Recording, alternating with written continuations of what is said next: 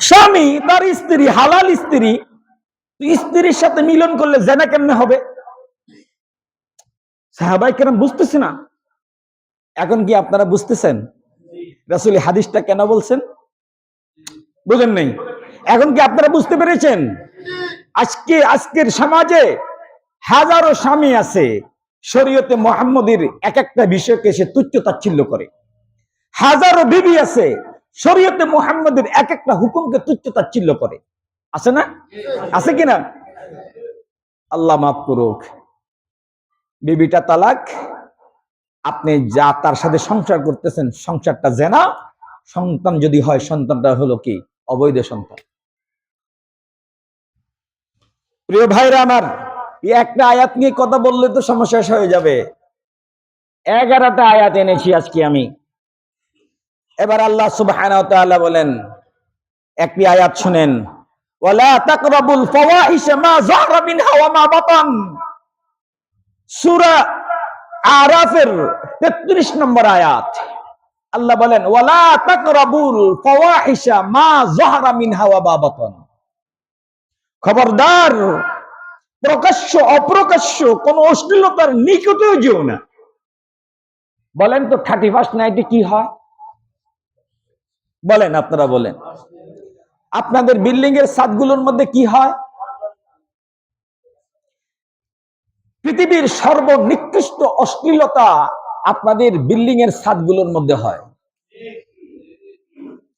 Concert হয়, গানের অনুষ্ঠান হয়, বিভিন্ন ধরনের খানার আয়োজন করা হয়।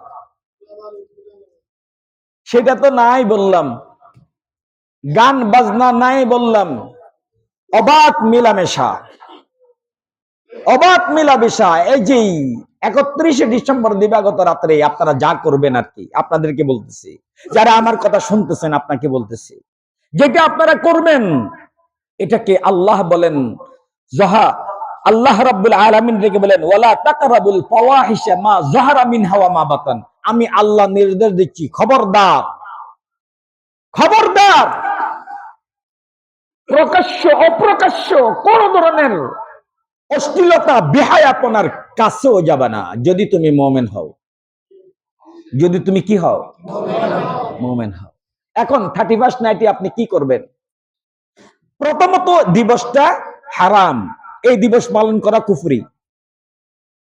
প্রথমত দিবসটা কি? এই দিবস সংক্রান্ত বিষয় নিয়ে কোন অনুষ্ঠান করা কি? হারাম।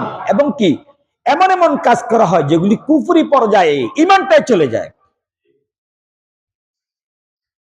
আর আল্লাহ রাব্বুল আলামিন বলেন আরেকটা আয়াতের মধ্যে, আল্লাহ বলেন, ওয়ালা তুসরিফু ইন্নাল্লাহা লা ইউহিব্বুল মুসরিফিন। 31st নাইটে যেই কি ফুটানো হয়, এটা কি বলে? বাজনা ফুটানো হয়, যেই গোলা বারুদ ফুটানো হয়, বলেন তো দেখি এইখানে কার কি ফায়দা? আপনার কি ফায়দা? আপনার এখানে যে একটা গোলা বারুদের জন্য যে একটা টাকা খরচ করছেন, এটা আপনি অপচয় করছেন।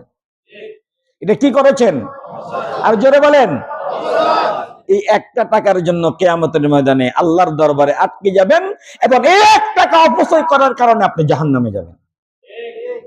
দলিল আল্লাহ বলেন, আল্লাহ বলেন, ওয়ালা ওয়ালা তুসরিফু, খবরদার অপচয় করবে না।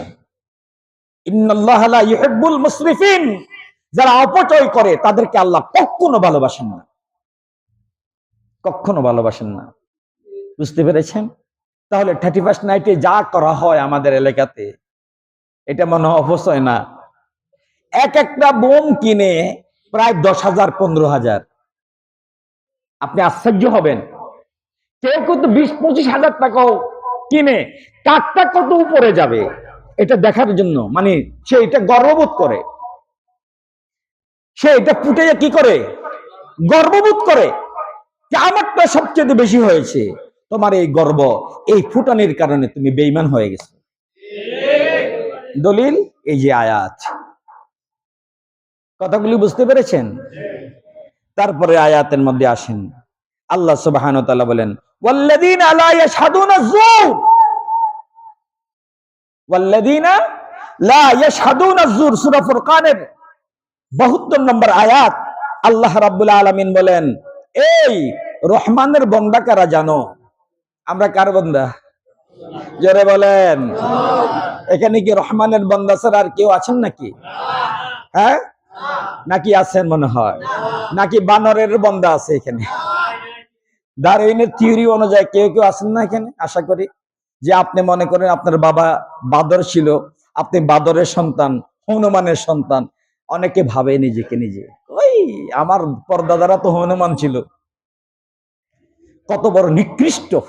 নিজেকে হনুমানের সন্তান বলতে একটু লজ্জাবোধ হয় না? কত বড় অপদার্থ, কত বড় অপদার্থ, কত বড় নিকৃষ্ট হলে নিজেকে হনুমানের সন্তান বলে। আদমের সন্তান বলতে তার কষ্ট লাগে, কারণ আদম তো নবী। এত বড় নিকৃষ্ট বেঈমান! সেই আমাদের আদি পিতা আদম আলাইহিস সালামের নাম নিতে তার লজ্জা লাগে, কেন? সেটি যে নবী। এই জাহান্নামের কুকুরটা যে জাহান্নামে যাবে, এই জন্য আদমের নাম নিতে পারে না। আল্লাহ রাব্বুল আলামিন সূরা ফুরকানের 72 নম্বর আয়াতে কি বলেন? ওয়াল্লাযীনা লা ইয়াশহাদুনা যুর। রহমানের বান্দা কারা জানো? আমি রহমানের বান্দা কারা জানো? যারা মিথ্যা বাতিল কাজে উপস্থিত থাকে না, যারা অনর্থক কাজের সামনে কি থাকে না।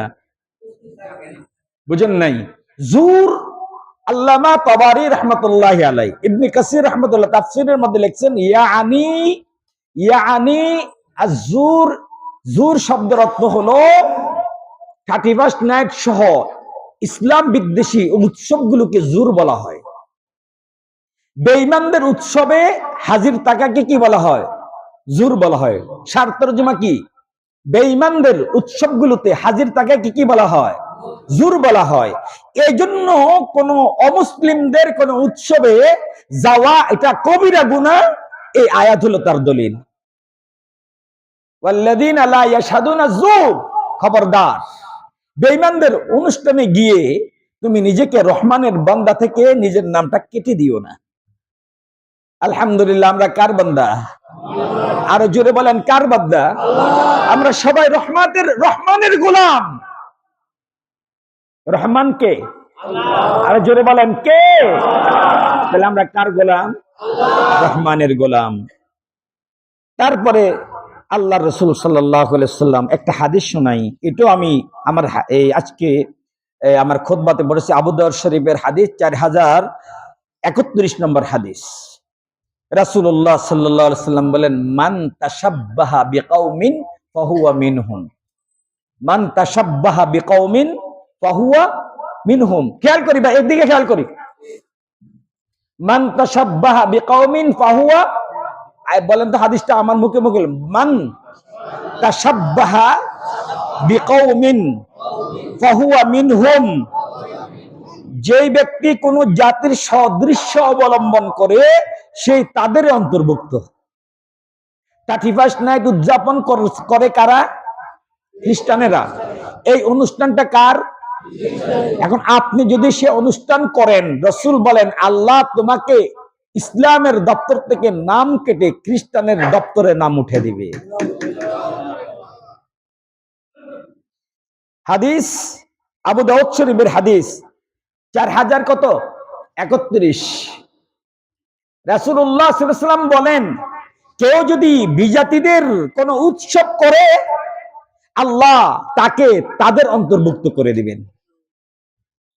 এখন বলেন, আপনি যে পূজাতে যান, পূজাতে গিয়ে তাদেরকে শুভেচ্ছা জানান, মানে কি? আপনি তাদের সদৃশ্য অবলম্বন করেছেন, আপনি তাদেরই লোক। ঠিক তদ্রুপ ভাবে আগামী 31st নাইট যদি আপনি উদযাপন করেন, এইটাকে কেন্দ্র করে যদি একটা টাকাও খরচ করেন, এটাকে কেন্দ্র করে যদি আপনি এটার পক্ষে সাপোর্ট দেন, অথবা এটার পক্ষে আপনি রাজি খুশি থাকেন, অথবা এটা হচ্ছে আপনার অন্তরে ব্যথা হচ্ছে না, আপনার খুশি লাগতেছে, তাহলে বুঝতে হবে আপনি মুসলমানের দপ্তরে আপনার নাম নেই, আপনি খ্রিস্টানের দপ্তরে আপনার নামটা উঠে গেছে। মান তাশাব্বাহা বিকাউমিন ফাহুয়া মিনহুম।